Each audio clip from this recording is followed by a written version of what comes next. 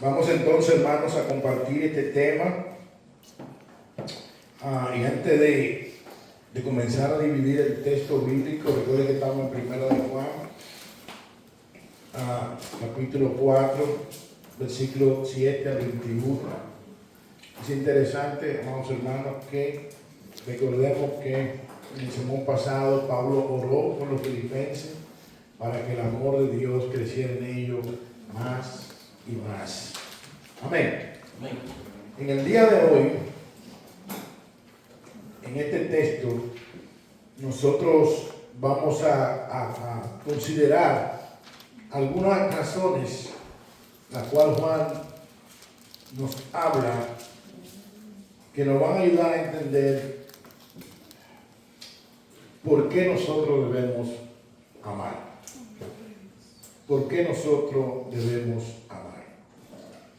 Pero antes de entrar al texto, quisiera resaltar nuevamente el versículo 7 y el versículo 21 del texto. Vamos allá. Para que nosotros veamos un mandamiento en el versículo 7 y luego veamos en el 21 Juan enfatizando este mandamiento. Mira lo que dice el versículo 7. Amados, amémonos unos a otros, porque el amor es de Dios. Todo aquel que ama es nacido de Dios y conoce a Dios. Verso 21 dice: y nosotros tenemos este mandamiento de Él: el que ama a Dios, ame también a su hermano. Ahora es interesante, amados hermanos, resaltar que Juan se le llama el apóstol del amor, y precisamente en Primera de Juan él habla mucho sobre el amor, y no solamente aquí en el texto que acabamos nosotros de leer, del capítulo 4, versículo 7 al 21, habla Juan sobre el amor, sino que si vamos al capítulo 2, versículos 7 al 9, también Juan habla sobre este mandamiento. Y Juan ve este mandamiento de una manera práctica en nuestra vida como evidencia de que nosotros hemos nacido de nuevo y de que andamos en luz. Cuando nosotros nos amamos los unos a los otros, es como una evidencia de que nosotros hemos nacido de nuevo y que andamos en luz. ¿Por qué? Porque Dios es luz. Amén. Amén. Pero también en el capítulo 3, versículos 13 al 24, Juan también nos exhorta a entender que el amor nuestro debe ser como el de Dios. ¿Y cómo es el amor de Dios? Que el amor de Dios no fue teórico, sino que el amor de Dios es un amor que se da, que se entrega. El amor de Dios fue un amor que se entregó, se dio. Amén. El amor de Dios no se quedó solamente en palabras, sino que se demuestra con hechos. Y creo que tú y yo sabemos, y aún lo podemos recitar de memoria, cuando Juan escribe el Evangelio, en el capítulo 3, versículo 16, ¿qué dice? Porque de tal manera, ¿qué hizo Dios? Amó Dios al mundo, ¿y qué pasó? Que ha dado su Hijo unigénito, ¿con qué propósito? Para que todo aquel que cree no se pierda, mantenga vida eterna. O sea, el amor de Dios no es simplemente de palabra, el amor de Dios no es teórico, el amor de Dios entregó Dios lo más preciado de Él, como lo vamos a ver más adelante, a su Hijo unigénito, y lo entregó por amor a pecadores como tú y como yo. Amén. Eso es bueno enfatizarlo, eso es bueno reiterarlo una y otra vez. Ahora, en los versículos del 8 al 20, Juan nos va a ayudar a entender varias razones por las cuales nosotros debemos amarnos, y de eso que queremos nosotros hablar en esta preciosa tarde. Y la primera razón nosotros la vemos en los versículos 7 y 8. ¿Por qué nosotros debemos amar? Versículo 7 y versículo 8 nos dice, y cito: amados, amémonos unos a otros, porque el amor es de Dios. Todo aquel que ama es nacido de Dios y conoce a Dios. El que no ama no ha conocido a Dios, porque Dios es amor. En el versículo 7 vemos que Juan lo habla de una manera positiva, pero en el versículo 8 Juan habla de una manera negativa, diciendo que el que no ama no ha conocido a Dios, porque Dios es amor. Pero el que ama ha conocido a Dios, porque Dios es amor. O sea, la primera razón por la cual debemos amar es porque Dios es amor. Y yo creo que muchos de nosotros, en nuestro primer paso en el Evangelio, o hemos escuchado esa frase de ese coro que se canta en la escuela bíblica de niños: Dios es amor, Dios es amor, la Biblia lo dice, Dios es amor, Dios es amor, vuelve y lo repite. En el capítulo 4, versículo 8, primera de Juan, Dios es amor. La primera razón por la cual tú y yo debemos amarnos es porque Dios es amor. Dios es amor. John MacArthur hace un comentario, permítame compartirlo, amados hermanos. Dice lo siguiente: puesto que la naturaleza de Dios se caracteriza en esencia por el amor, los hijos de Dios también reflejan ese amor. Solo aquellos que demuestran amor como su Padre Celestial poseen en realidad su naturaleza divina y han nacido de nuevo. Wow. Solo aquellos que demuestren la realidad de la naturaleza divina que hemos recibido por medio de Cristo en Dios, que demostremos el amor, realmente podemos llegar a la conclusión que hemos nacido de nuevo. Pedro lo dice de esta manera, segunda carta de Pedro, capítulo 1, versículos 3 y 4, y cito, dice: como todas las cosas que pertenecen a la vida y a la piedad nos han sido dadas por su divino poder, mediante el conocimiento de aquel que nos llamó por su gloria y excelencia, por medio de las cuales nos ha dado preciosa y grandísima promesa, para que por ella llegasen a ser participantes de la naturaleza divina, habiendo huido de la corrupción que hay en el mundo a causa de la concupiscencia.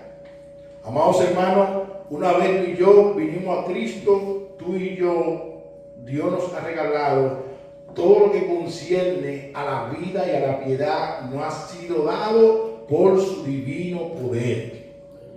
Lo que implica que si yo estoy conectado a Dios, si he nacido de Dios, como resultado el amor de Dios tiene que verse en mi vida. Amén. El amor de Dios tiene que verse reflejado en mi vida. Una de las razones por la cual nosotros debemos amar unos a otros es porque el amor es de Dios. Amén.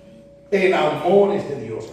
Y quiero enfatizar, hermano, que el amor que está hablando Juan aquí no es el amor ero ni el amor filial. No es un amor sentimentalismo ni emocionativo. No, es el amor ágape, el amor sacrificial, el amor de Dios que Dios entregó sin esperar nada a cambio.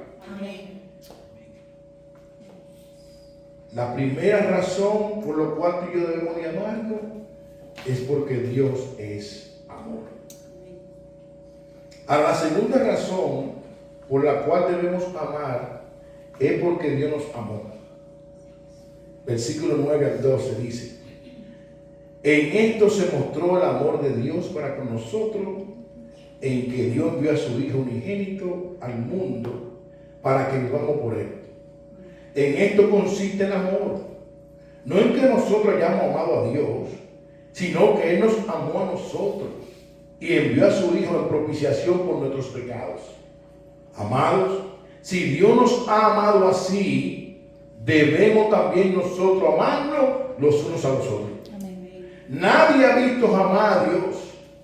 Si nos amamos unos a otros, Dios permanece en nosotros y su amor se ha perfeccionado en nosotros. Dos cosas que quisiera resaltar de este texto. Y la primera es: ¿a quién Dios amó? ¿Qué hizo Dios para mostrar su amor? Versículo 9 al 11. ¿A quién Dios amó? Bueno, el texto dice: a nosotros. Ahora pudiera surgir otra pregunta. ¿Y quiénes éramos nosotros? Nosotros éramos perversos pecadores, delincuentes de la justicia divina, estábamos muertos en delitos y pecados. ¿Y sabes qué, amado hermano? En esa condición Dios mostró su amor para con nosotros. ¿Y cómo lo mostró? Que envió a su Hijo unigénito como sacrificio, como propiciación por nuestro pecado. ¿Quién éramos? Nosotros. Dios mostró ese amor a nosotros. Y nosotros éramos pecadores, perversos, delincuentes de la justicia divina, malvados, destituidos de la gloria de Dios. Pero Dios mostró ese amor. Uno de los comentarios consultados, basado en el versículo 11, dice lo siguiente: que Dios enviara a su Hijo no solo le da a los cristianos el privilegio de la salvación, sino la obligación de seguir su ejemplo de sacrificio y amor. O sea, el amor cristiano debe ser sacrificial como el amor de Dios.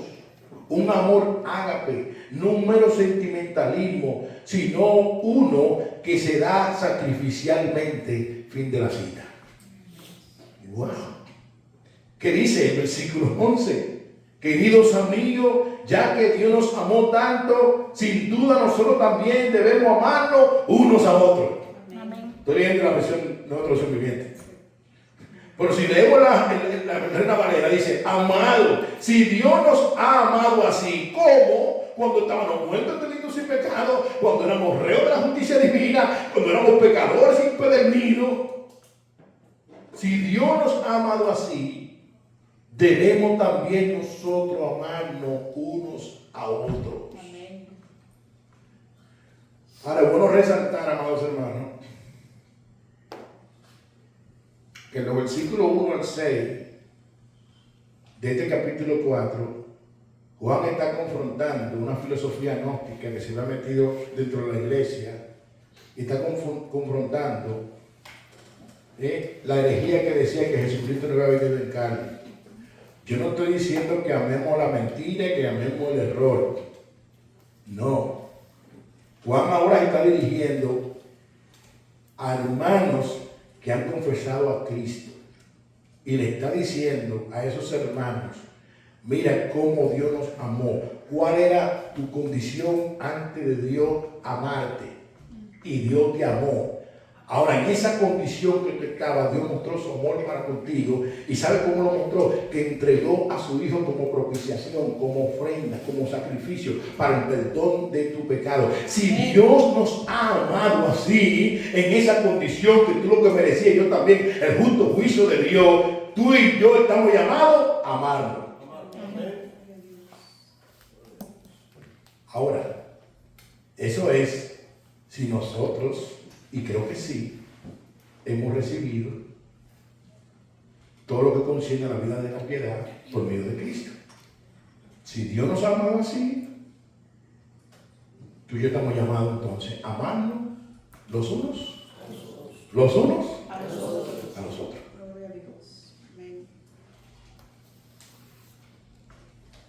Ahora es interesante, otra parte que quisiera resaltar, basado en el versículo 12, es que el amor cristiano testifica al mundo del amor de Dios. El amor cristiano testifica al mundo del amor de Dios. Dice el verso 12: nadie ha visto jamás a Dios. Nadie ha visto jamás a Dios. Si nos amamos unos a otros, Dios permanece en nosotros y su amor se ha perfeccionado en nosotros. Amén. Dios. Dicen algunos estudiosos: Dios es espíritu. Nadie lo ha visto jamás. Jesús no tiene presencia física para mostrar al mundo el amor de Dios. Pero es impresionante lo que este versículo concluye, ayudándonos a entender que el amor de Dios se hace visible para el mundo por medio de nuestro amor los unos por los otros. O sea, por medio de la iglesia. Fin de la cita. Amén. Hermano, el amarnos los unos a los otros testifica al mundo del amor de Dios. Nadie ha visto a Dios. Nosotros testificamos del amor de Dios. Gloria a Dios. O sea que el propósito de la iglesia en este lado de la eternidad no solamente es predicar el evangelio, sino en el amarnos los unos a los otros. Testificamos del amor de Dios a pecadores que no merecíamos ese amor. Tú y yo estamos llamados a reflejar el amor de Dios. Este es un tema que yo viene tratando conmigo porque me he dado cuenta y verdaderamente glorifico a Dios que muchas de las cosas que nosotros a veces nos descuidamos es porque no hemos entendido el amor de Dios. Aun cuando pecamos porque hemos amado más ese pecado que a Dios. Cuando echamos a un lado las cosas de Dios, es porque no hemos entendido todavía a profundidad lo que el Señor ha hecho por nosotros. Amén. Es que no hemos entendido. ¿De qué fue lo que Dios nos libró? Allá concluyendo en el libro con los hermanos, veíamos una reflexión final donde el pastor Miguel decía, oye, podemos ir a la iglesia y debemos de ir, podemos hacer un devocional y debemos de hacerlo, pero ¿sabe qué? El todo es Dios. Amén. El todo del cristiano es el reino de Dios. Por eso que Jesús, hablando en Mateo 16, en el contexto del afán y la ansiedad, Él dice, buscad primeramente el reino de Dios y su justicia, y las demás cosas os vendrán por añadidura. En pocas palabras, yo debo de ocupar el primer lugar en el corazón de mis hijos. Pero cualquier cosa, a veces nuestro descuido espiritual nos desenfoca.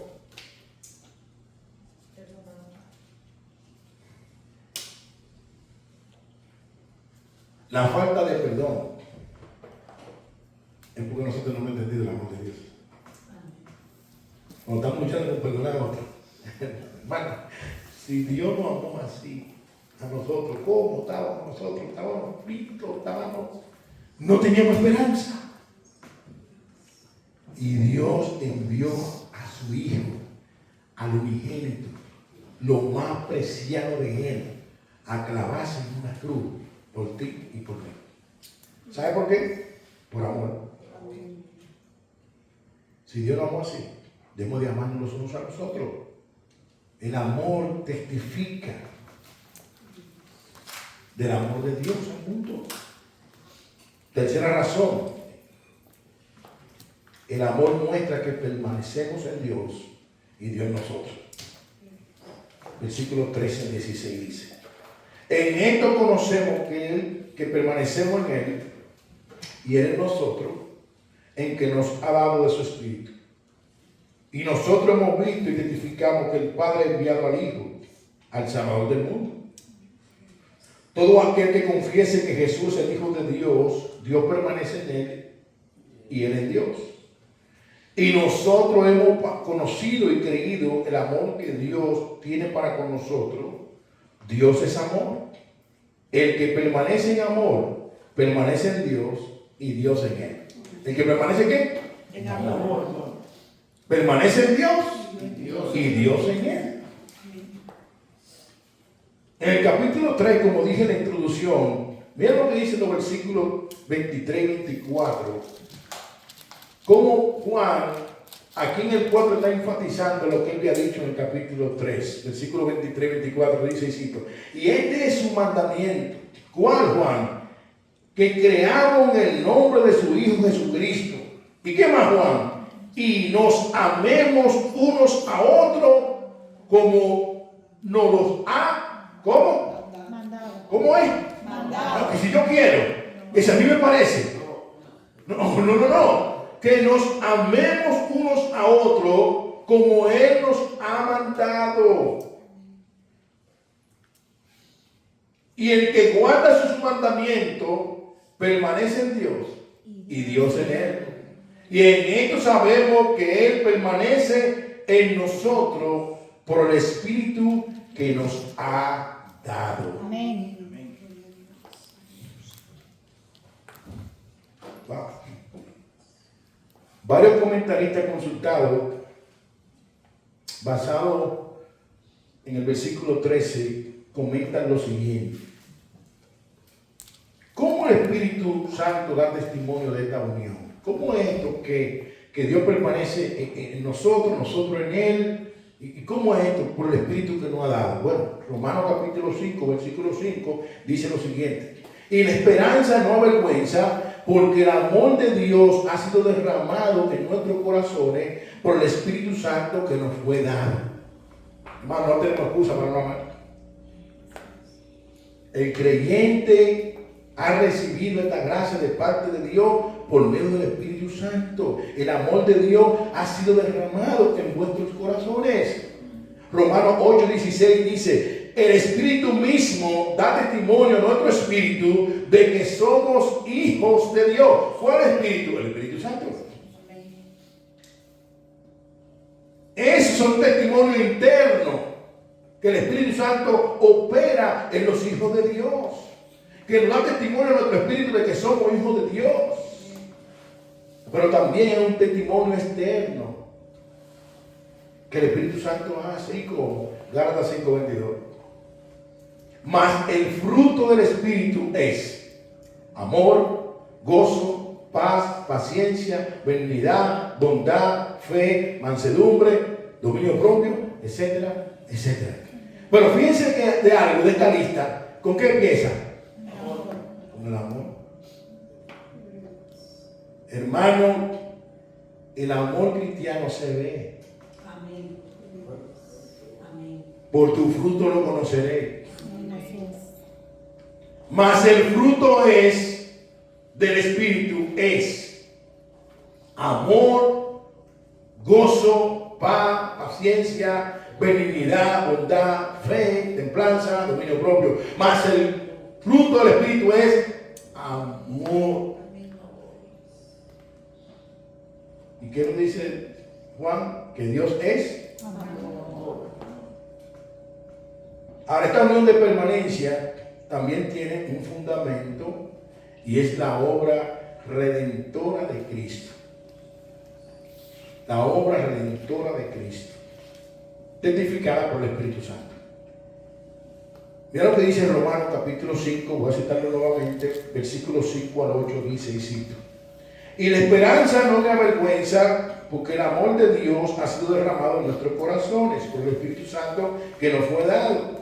Porque Cristo, cuando aún éramos débiles, oye bien iglesia, a su tiempo murió por los impíos. ¿Qué es lo que tú eras? ¿Qué es lo que tú eras? ¿Qué es lo que yo era? ¿Qué es lo que éramos? Un impío. Ciertamente apenas morirá alguno por el justo, con todo pudiera ser que alguno osara morir por el bueno. Dice el 8: mas Dios muestra su amor para con nosotros en que, siendo aún pecadores, Cristo murió por nosotros. Amén. Gloria a Dios. Hermano, esta unión de permanencia tiene dos fundamentos: testificado por el Espíritu Santo y por la obra redentora de Cristo. Cuando tú y yo no merecíamos el favor de Dios, Dios lo mostró. Por esto el verso 16 nos exhorta que el que permanece en amor, Dios permanece en él, y nosotros no merecíamos su amor y él nos amó. Vamos a leer el verso 16 nuevamente. Y nosotros hemos conocido y creído el amor que Dios tiene para con nosotros. Dios es amor, y el que permanece en amor, permanece en Dios y Dios en él. Y el que permanece en chisme, eso no es lo que dice la Biblia. Ahí se queda. Se queda en chisme. No. Y el que permanece sembrando discordia entre los hermanos. Y el que permanece sin perdonar, murmurando, criticando. No ha conocido a Dios. Eso es lo que dice. Amén. Y nosotros hemos conocido y creído el amor que Dios tiene para con nosotros. ¿Cómo, Juan? Dios es amor. Amén. ¿Y sabe qué? Y el que permanece en amor, permanece en Dios. Y Dios en él. Amén. Wow. Gloria a Dios. Wow. Yo creo que como no es tan complicado. Dios es amor. Y el que permanece en amor, permanece en Dios. Y Dios en él. ¿Por qué? Porque Dios es amor. Amén. ¿Cuánta razón para amarnos como Dios nos ha amado? Y la cuarta razón es que el amor de Dios produce en nosotros confianza. Versículo 17 al 20. En esto se ha perfeccionado el amor en nosotros, para que tengamos confianza en el día del juicio. Pues como Él es, así somos nosotros en este mundo. En el amor no hay temor, sino que el perfecto amor echa fuera el temor. Porque el temor lleva en sí castigo, donde el que teme no ha sido perfeccionado en el amor. Nosotros le amamos a Él porque Él nos amó primero. Si alguno dice yo amo a Dios y aborrece a su hermano, es mentiroso. Pues el que no ama a su hermano a quien ha visto, ¿cómo puede amar a Dios a quien no ha visto? Dos razones para hacer las cosas con amor y no por temor carnal es entender que cuando tú y yo hacemos las cosas en un temor reverente, le estamos haciendo para la gloria de Dios y no por temor a la consecuencia, sino en devoción a Él. No sé cuántos se acuerdan en una ocasión que estuvimos hablando aquí sobre dos tipos de temor que hay. Está el temor servil, que es el temor que evita el pecado por la pena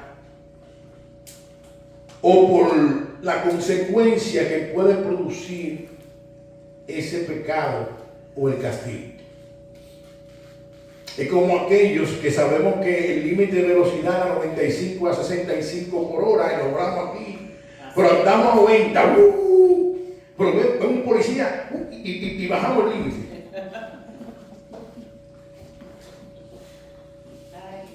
Eso no es temor filial, eso es un temor servil. Bajamos el límite porque tenemos temor de que nos pongan el ticket. Pero la Biblia en Romanos 13 dice que debemos respetar la ley terrenal. Amén. Amén. Si dice 65, es 65. No 80. Pero está el temor filial, que es aquel por el que se detesta o se aparta del pecado, porque este hombre, esta mujer sabe que ofende a Dios y en un deseo devocional este hombre, esta mujer quiere agradar a Dios. No por castigo, sino porque este hombre y esta mujer ha entendido que vive para la gloria de Dios y vive para agradar a su Dios. Amén. Esté el policía en la 95, no esté a 65. Cuando el policía no esté, está Dios. Amén. Y Dios está por encima de toda autoridad. Amén.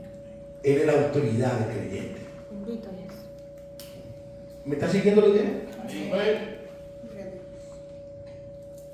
Si nosotros podemos analizar lo que Juan nos está diciendo en el versículo 18 y 17, y vamos a leerlo nuevamente.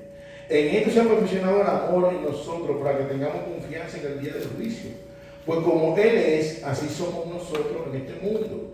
En el amor no hay temor, sino que el perfecto amor echa fuera el temor, porque el temor lleva en sí castigo, de modo que el que teme no ha sido perfeccionado en el amor. Hermano, si nosotros amamos como Dios dice que debemos de amar, en el día del juicio nosotros no tenemos que temer.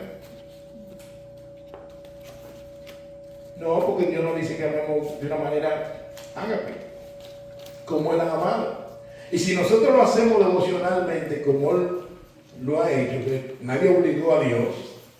Él manifestó su amor por su pura gracia. Si nosotros nos amamos en el día del juicio, no tenemos que tener temor al castigo. ¿Por qué? Porque ya nuestros pecados fueron perdonados hace 2000 años por Cristo en la cruz. Amén. No tenemos que tener temor. A lo que tenemos que nosotros pedirle a Dios que nos ayude a madurar y a crecer en el amor. ¿Para qué? Para hacerlo o hacer las cosas, no en el temor servir, sino bajo el temor filial. Amén. Ahora es interesante que Juan viene cerrando y nos dice, nosotros le amamos a Él porque Él nos amó primero.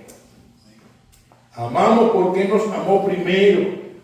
Debemos amar por amor filial. Y debemos recordarle a nuestra alma y corazón que Él nos amó primero cuando no merecíamos su amor. Jesús se entregó por amor a nosotros sin merecerlo. Él nos amó primero. Amén. Debemos recordarlo eso una y otra vez. Tú y yo estamos llamados a amar. Y nosotros amamos a Dios. Pero Él nos amó primero. Ahora, ¿cuál es nuestra condición cuando nos amó? Impíos, pecadores, perversos, que merecíamos su justicia. ¿Y sabe qué hizo Dios? Tú lo sabes. Segunda de Corintios 5:21. Al que no conoció pecado, por nosotros lo hizo pecado, para que nosotros fuésemos justicia de Dios en Él. Dios trató a Cristo en la cruz como el más vil de los pecadores. ¿Y sabe qué? Te trata a ti y me trata a mí, aquellos que hemos sido justificados por medio de Cristo, como si nosotros no hubiéramos cometido ningún pecado. Wow. Hay una alabanza, un himno que se llama Glorioso Intercambio. Oh, cuán gran misterio, que por gracia salvo soy. Hermano, es un misterio glorioso, que por gracia soy salvo. Porque si tú ves tu currículum, dices que no merezco esto. Y Dios nos amó. Ahora, Dios nos amó a nosotros y nosotros le amamos a Él porque Él nos amó primero. Debemos recordarle eso a nuestra alma una y otra vez. Alma mía, recuérdate que tú amas a Dios porque Él te amó primero. Alma mía, recuérdate que tú no merecías el amor de Dios, fue Él que te amó primero. Alma mía, recuérdate que tú estabas perdida, pero fue Él que te rescató. Eso nos debe llevar a nosotros, entonces, a tener cuidado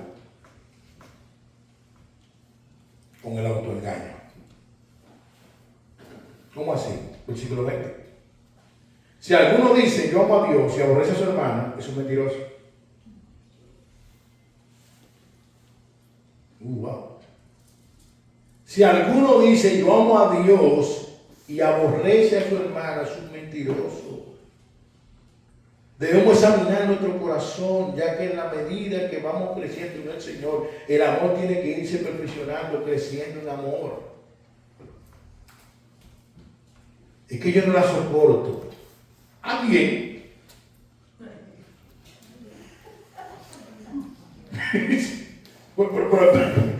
repíteme que tú no soportas la iglesia de Cristo. Es una incongruencia amar al novio y aborrecer a la novia.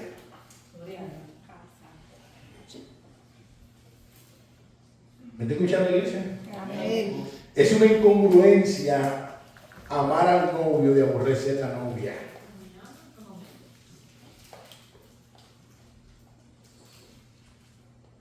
Me gustó mucho lo que decía mi esposa, el hermano MacArthur, ahorita en la escuela dominical. Y recuerdo un comentario de un pastor llamado David Barceló, español. Y Y comenta el hermano David Barceló: dale gracias a Dios por las imperfecciones de tu hermano, porque son las que Dios usa para que tú muestres el amor de Dios para con él. Amén. Gloria a Dios. Voy a repetir eso otra vez. Amén. Dale gracias a Dios por las imperfecciones de tu hermano, porque son las que Dios usa para que tú muestres el amor de Dios para con él. Pero que esas imperfecciones de tu hermano son las que Dios puede estar mostrando para formar el carácter de Cristo en ti. Amén. Aleluya. Si alguno dice yo amo a Dios y aborrece a su hermano, es mentiroso. Pues el que no ama a su hermano, a quien ha visto, ¿cómo puede amar a Dios a quien no tiene? Por eso que Juan, cierra o concluye esta sesión diciendo en el verso 21 este mandamiento: y nosotros tenemos este mandamiento de Él. Y es interesante, amados hermanos, que ese Él, si ustedes lo ven, está acentuado.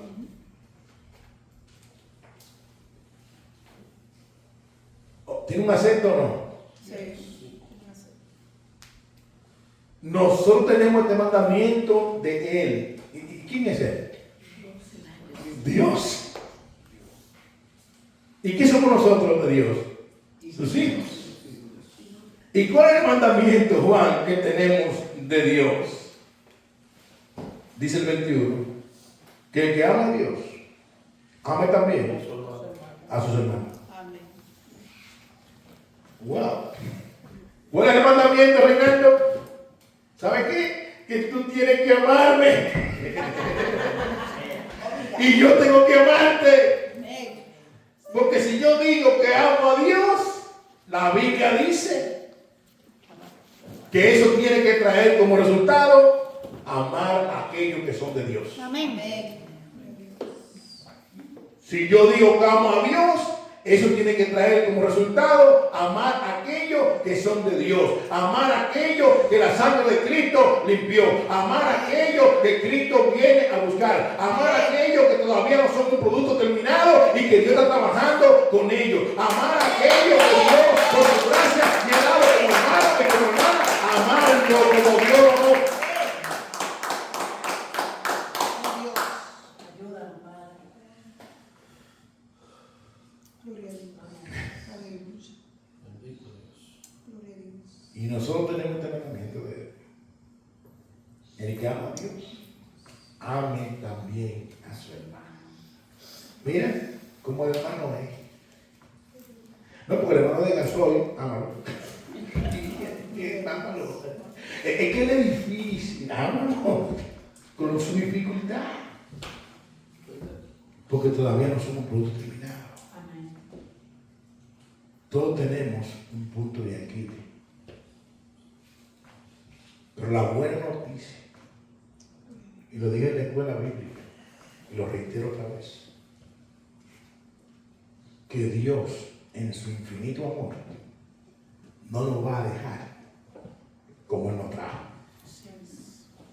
Si no, pregunta a Jeremías, que en una ocasión Jehová le dijo, en un momento que Israel estaba corrompido en la idolatría, dice que vino palabra de Jehová sobre el profeta, le dijo, vete a la casa del alfarero. Y Jeremías fue obedientemente. Jeremías 18. Y Jeremías comenzó a ver al alfarero haciendo la vasija. Pero resulta ser que cuando la vasija se le echaba a perder, el alfarero lo agarraba, la rompía de nuevo y la volvía a hacer.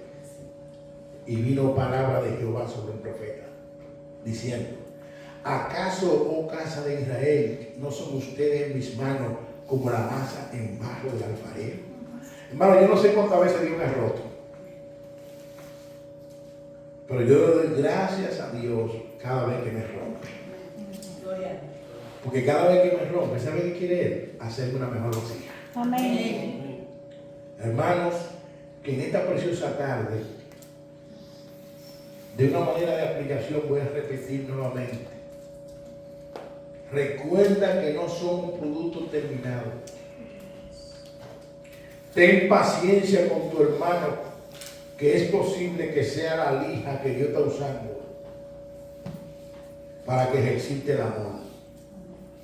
Pero también es posible que Dios lo esté usando para moldear el carácter de Cristo en ti y en mí.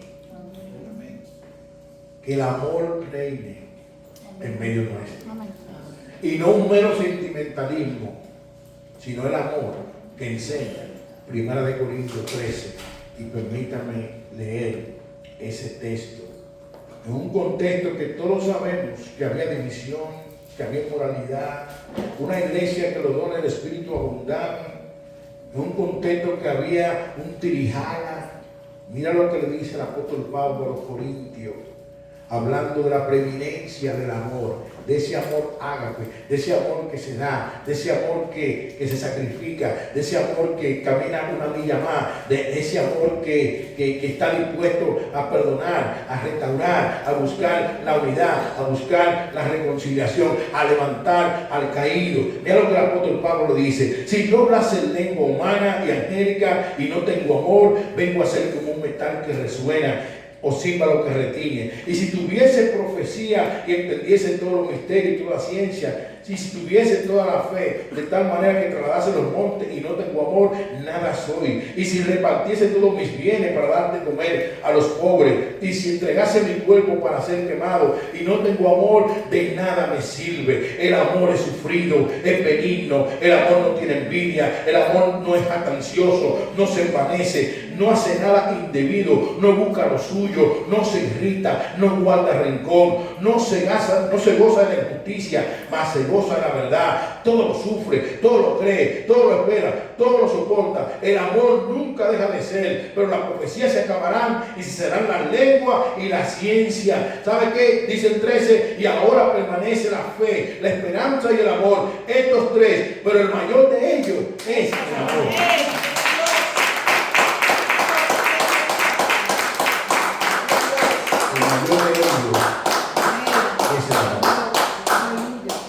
Hermanos, si tú y yo amamos a Dios, es porque Dios nos amó primero.